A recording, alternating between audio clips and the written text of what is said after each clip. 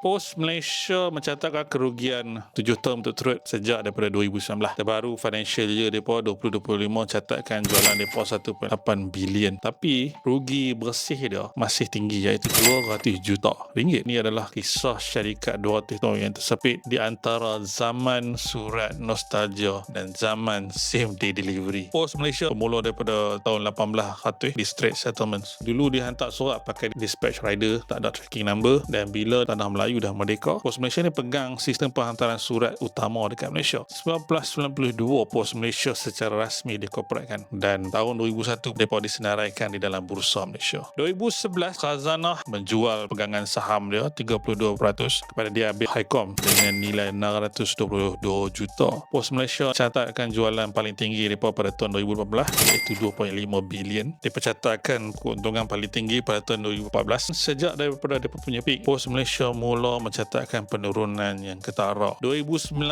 sebelum tu untung banyak, suddenly mereka rugi sekitar 165 juta. Sebab apa? Nombor satu disebabkan oleh datangnya sistem digital persuratan macam WhatsApp, ada email. Kedua, behavior customer selepas daripada pandemik totally different. E-commerce makin naik disebabkan oleh orang banyak beli online. Pos Malaysia mencatatkan 35% lebih tinggi. Nampak macam jackpot, tapi realitinya berbeza. Perang Korea jadi makin gila. Syarikat Korea baru macam Shopee Express, Nijavan, JNT tumbuh macam cendawan. Semua pemain berlumba nak bagi harga murah, margin nipis. Dan yang keempat, Pos Malaysia ni sebenarnya dia ada tanggungjawab nasional yang dia kena cover. Kawasan Johor pun dia kena buat. Kalau macam syarikat Korea swasta lain, kalau satu route tu sangat tak bagi keuntungan, dia pun boleh stop. Tapi Pos Malaysia tak boleh. Dia kena pergi juga kawasan-kawasan yang orang lain tak pergi. Walaupun 7 tahun berturut-turut Pos Malaysia rugi, tapi dia bukanlah satu petanda bahawa Pos Malaysia akan mati. First quarter 2026, rugi dia for the first time mengecil kepada 19